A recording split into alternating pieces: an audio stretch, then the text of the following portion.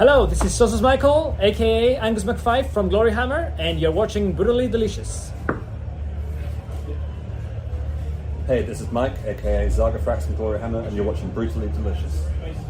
Awesome. 1, 2, 3, 4! The Brutally Delicious Podcast! The Brutally Delicious Podcast!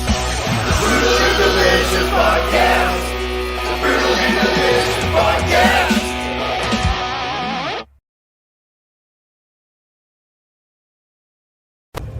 What's up, everybody? It's Dark Macek here with Brutally Delicious. I'm here with members of Gloryhammer. Guys, how are you doing so far? I'm good. So is Michael. How you doing? Thank you so much. First day of the tour. How are you feeling? All good. Pretty fresh. Pretty fresh. Yeah. I think so. Ready to just do it. Ready to just do it? I mean, I guess like That's you're the kind of not attitude I like. you're not tired yet. No. Yeah, we had like 2 days to relax. We just played Mexico, and then we flew to Queens like 2 days ago. Well, JFK stayed in Queens for 2 days. And Both of our airports are in Queens. Little known fact. 5 boroughs, and they both wind up there.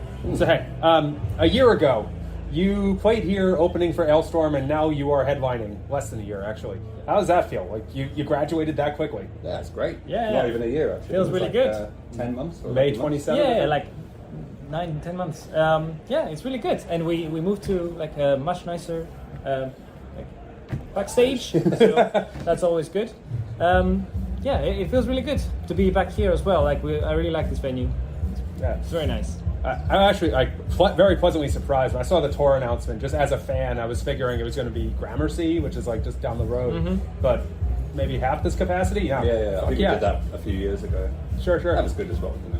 Is this your first time touring the U.S. without Ailstorm? Second. Oh. We did. It's been the same both times. I think we came first time in 2018, supporting Ailstorm, and obviously we started the visas, so we were like, let's come back. We did our own headliner in 2019, and then went last year with Ailstorm and back again. You headlined 2019. How the fuck did I not know that? It was a smaller scale than this, but it was a great tour. It was a really good tour. Interesting. Okay, so you've been in the band for what, 3 years? When was Fly Away? Like 3 years ago? 2 years That ago? was 2022. Yeah. So yeah, 2 and a bit. Okay, so you've got that, and then the new album, and then Mighty Wings. How's the reception been so far? Yeah, it's been great. I mean, even since day one, there's been people that like came to me and expressed appreciation for like stepping up and doing what I do. So it's been positive as far as I could see, like throughout.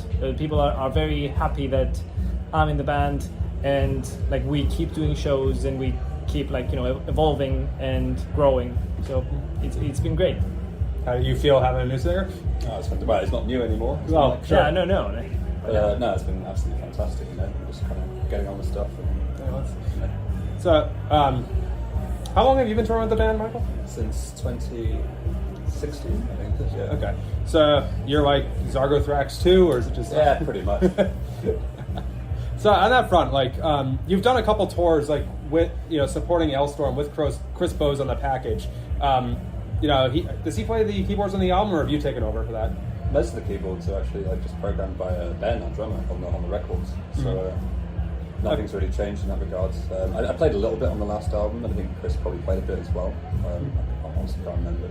It just depends on who's writing the songs and stuff like this.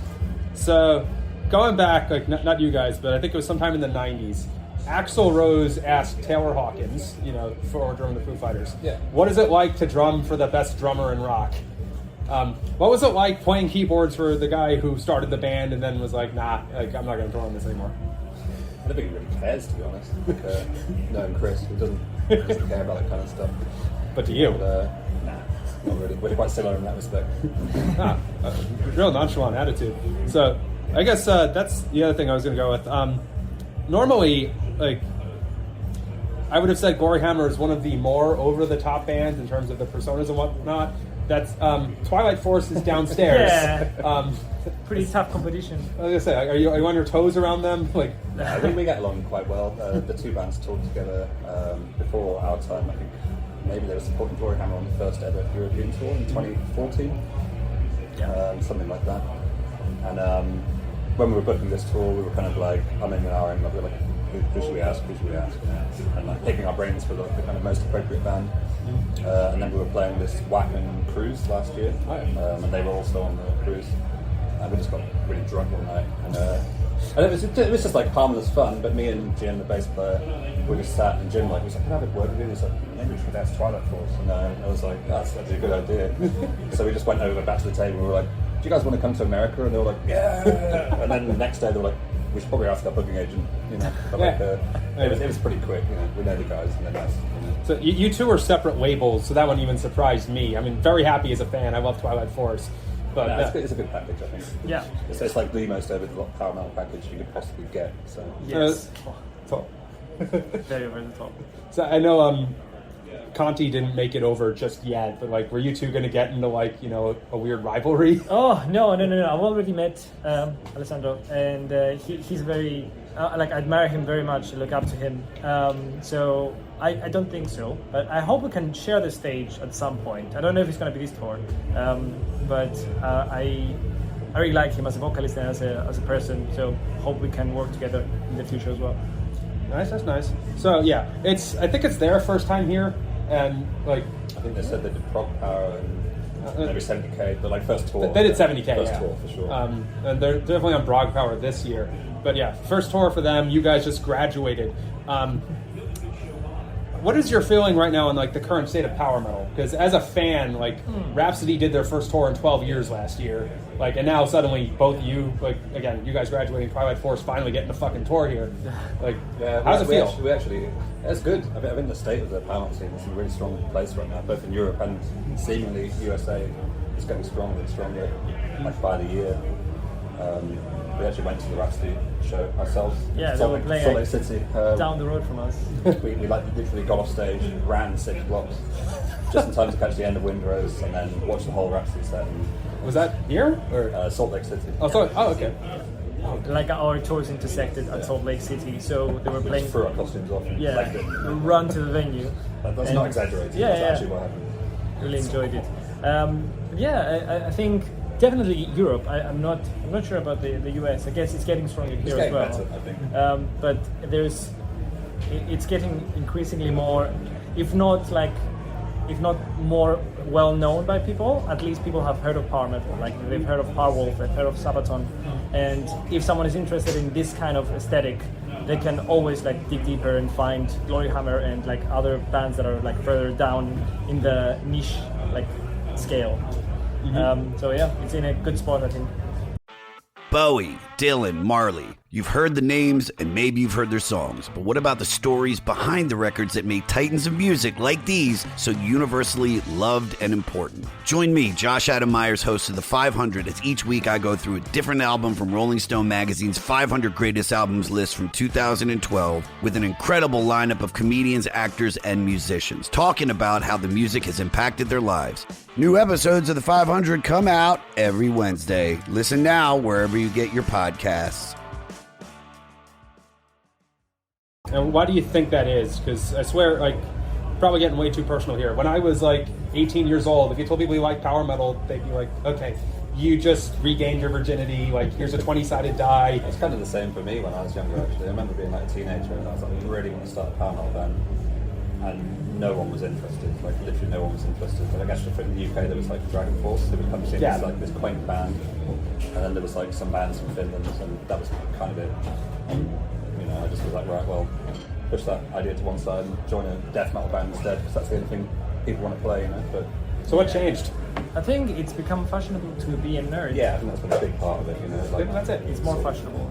You've got like Dungeons and Dragon movies, you've got like Warhammer, it's like, you know, on every high street in the world, like video games are more popular, people just a bit more open-minded, I think. Yeah, less ashamed to have fun.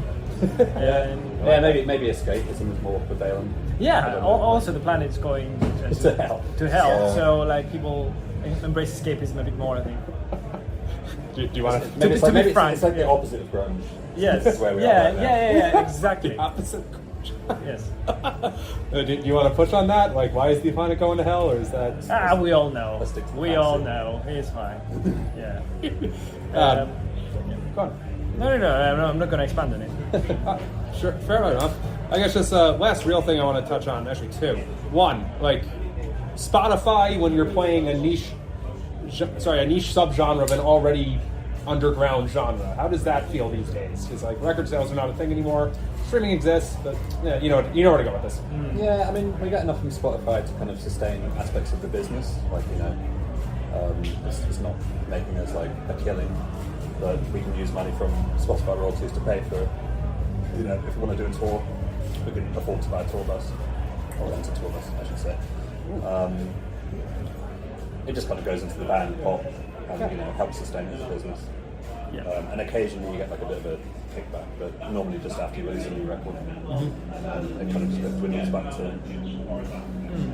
Yeah, it's definitely not enough to make a living just by Spotify. Not by itself. Yeah, you need to play live shows. But yeah, it's a good supplement to us. I think it was Tom Hunting, the drummer for Exodus, who said, in a nutshell, I'm a traveling t-shirt salesman. I've used that phrase before. They're very, very accurate. So you put on, you do the whole power metal get up, you sing fantasy lyrics and play these songs, and what you're trying to do is sell t-shirts. I mean, it's a bit more than that, but financially, that's what it boils down to, I guess. Yeah, spiritually, I will say, I'm trying to get people to be happy, and the side effect is they buy t-shirts. Yeah. But the primary goal is to make people enjoy their night. I like that. I'm sorry, I didn't mean to diminish. No, of course. I mean, but both sides are equally. If you just look at it from cause and effect, it's we get to keep making people happy by selling t-shirts. Yeah, by selling exactly. Yeah. You can do bigger tours by just selling more t-shirts. Please buy t-shirts. Please buy t-shirts. Okay. Yeah. Now I think last legitimate question I've got. Part of what I saw as a fan, again, go back to 2005 or so. You go on the internet, you talk about metal. All anybody wants to talk about is the fucking big four, like Metallica, Megadeth.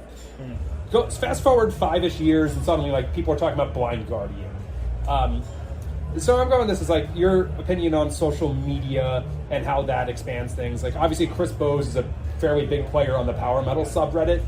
He's very public about what his username is. And, how do you guys feel about that? Do you think it had anything to do with the continued success of the genre or growth? We're all pretty active as well, to be honest. I think the kind of time of being some mysterious entity behind a veil is, maybe some bands can still get work doing that. It's quite difficult, and I think a lot of the time it's better just to kind of see social media as another outlet, the same way you'd see music videos or releases. It's just another way to engage with the fans, and if you can monopolise on that, then why not?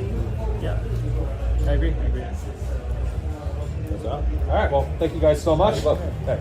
Can I get bumpers for you too? So does Michael, right? Yeah. Hey.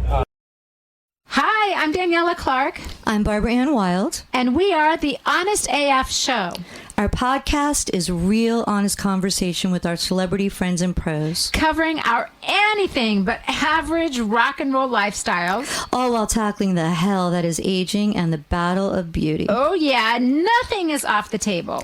The Honest AF Show is available wherever you get your podcasts.